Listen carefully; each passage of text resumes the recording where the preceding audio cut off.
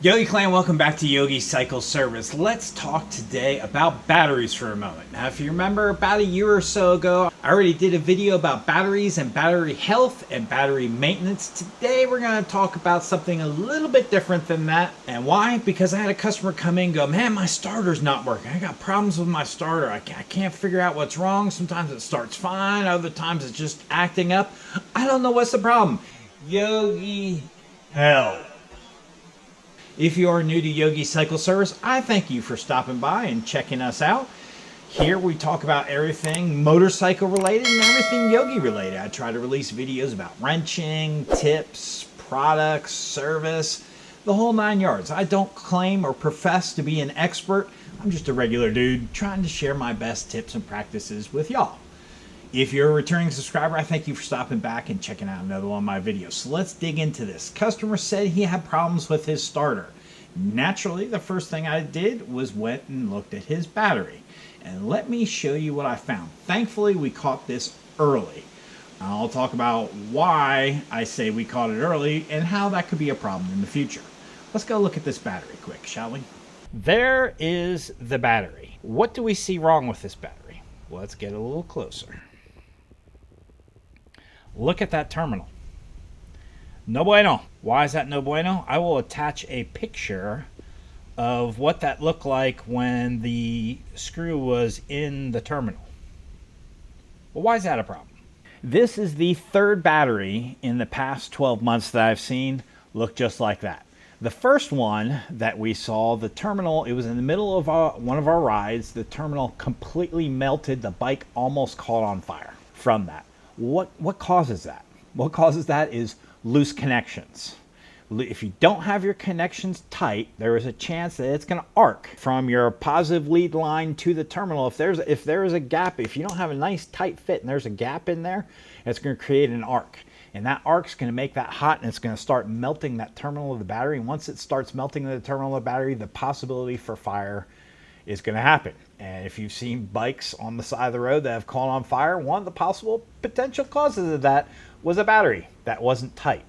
So whenever you put in a battery, I always use Loctite on the threads to make sure those threads stay stuck into that terminal and that screw doesn't start working its way loose and creating a scenario where it's arcing. Now I think that battery there, I think the terminals were not tight because when I pulled off the seat and I checked the ground terminal, that screw was not very tight on there.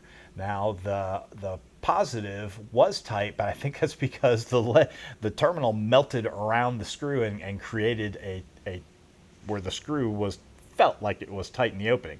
But if you look at the picture that I posted before I took that screw out, you can see that probably 85 to 90% of that lead wire is not touching the terminal because the terminal has melted away from it.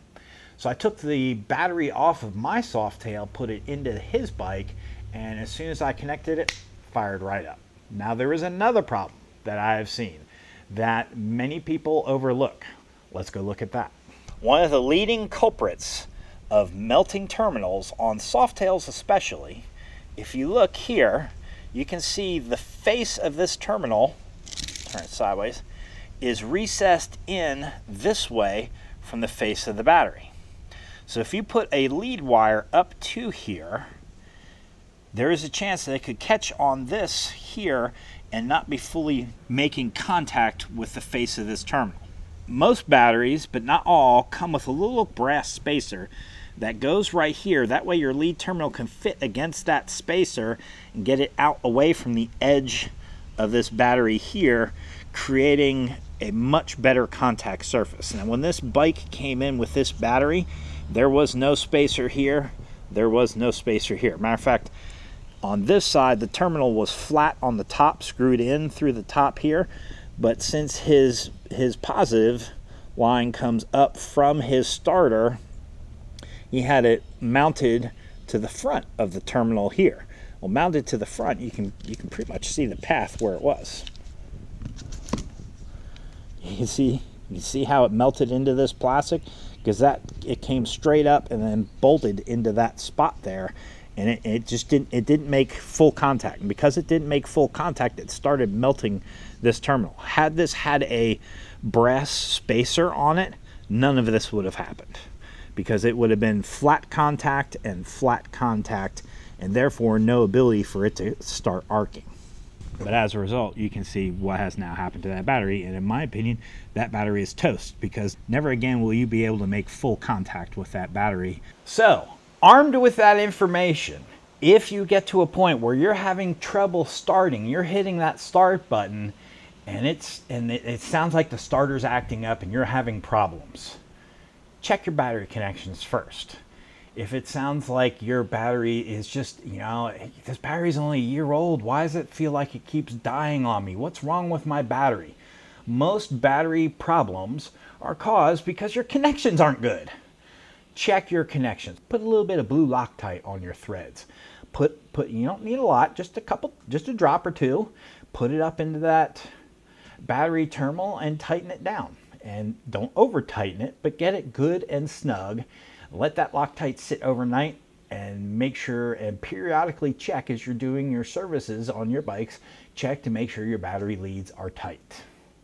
That is probably, for most non-starting bike issues, that seems like it's one of the top ones. So check your terminals. I hope this tip helps you, because it's a shame to have a battery that's only a year old and you already have to replace it because you melted the terminals.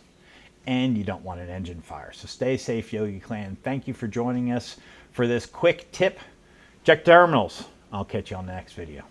Peace.